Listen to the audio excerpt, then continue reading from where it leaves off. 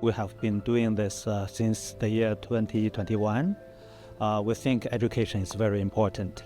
Just as Her Excellency, the First Lady, pointed out, helping girls in the field of education is to build the nation.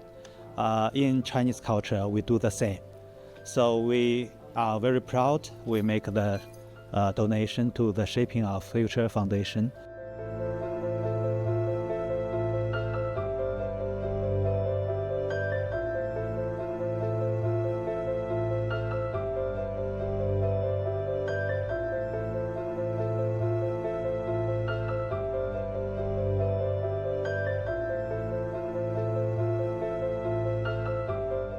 As you know, education, especially in our situation, it's a very powerful tool to help somebody move from a pathetic situation to a situation where they can do something about their lives.